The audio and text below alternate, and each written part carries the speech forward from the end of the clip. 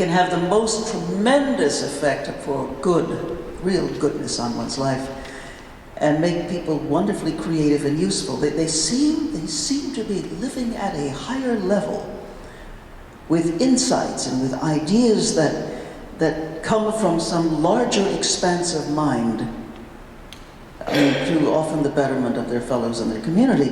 Yet few philosophers or social arbiters ever recognize the place where these awakened ones dwell or dare name it.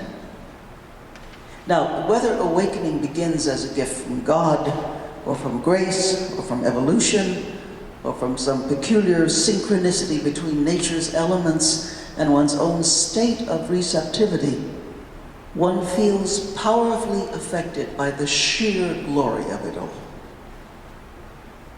For example, what we think of as nature mysticism often occurs with this kind of surprise. How many of you have ever been standing there just watching the ocean come in, and suddenly you are in every drop? You are on every shore. Yes? When you've ever had that? That's one of the great classic forms of it. Maybe it's the rhythm of the ocean that puts you into the rhythm of beingness itself, you know. However it comes, awakening is often the greatest experience of remembering who and what you really are, and why you are here, and how it all fits together. In the classic form, sometimes there's an infusion of light, a sense of oneness, of being out of time, and insight into reality itself. Well, friends, as dear Jim Garrison pointed out today, I mean, the fact is that waking up has never been more important than at this time of the new big first, decades of the new millennium. Because as of this moment, the species that we call human, Homo sapiens sapientia, the wise ones, the wise monkeys, if you will. I mean, it's on a collision course with global cataclysm, we have to agree. I mean, awakening brings with it answers, solutions, new ways of seeing and doing and being, and best of all, the radical impetus to follow through and bring these answers into the world and time. Solutions to our current dilemmas may very well be coded in what we might call symbolically the mind of the maker, the warehouse of God. I once did a study of 55 of some of the most creative people in North America. And they were my research subjects, and they worked with me. Margaret Mead, Joseph Campbell, Linus Pauling, Bucky Fuller, and other people whose names you wouldn't know. One of them was a very eminent scientist at the Rockefeller Foundation. And he said, when I enter into my deeps in these states of consciousness, he said, I have my science, I have my intellectual acuity, but what emerges is so much more than I know. It is like I have entered the warehouse of God. That's the way he put it.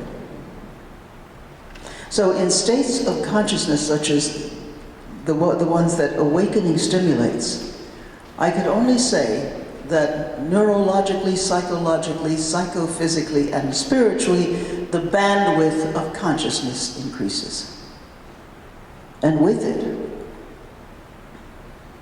the capacity to access this greater realm of knowledge and creativity, and strange as it seems to you and me, we can do this.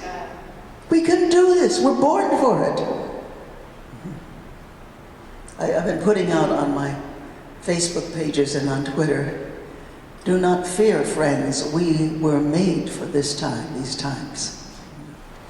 And judging from the accounts of so many who have had an awakening experience, such access is always there, part of our innate human equipment. It belongs to that stratum of the self where local mind opens up to great mind. So how then can we take this natural ability and make it normal? An ordinary, extraordinary part of our regular experience. How can we engage in what I might call applied awakening? 101, 102. You become conscious of the emerging spirit of the times, the emerging spirit with its budding of new realities in the wake of the winter of a passing age. Now this is kind of hard to hold, isn't it, given the issues of today. But you really think we are in very early stages of the budding of a springtime. What does he do? He explores, he celebrates nature, gorgeous words of poetry, and he does so with friends who are allies in delight. Allies in delight. I mean, congenial friends who share your drive toward awakening can be of the utmost importance in keeping you advancing on the path. Immersion into beauty wherever you are. Wherever you find it calls forth inner beauties and brings to consciousness the freshness of a world made new. For me, reading poetry, metaphors shake the mind from its stolid moorings, and you see deeper into the world and time. Perception becomes more acute, conception as well. You wake up to what is going on around you, you become empathic.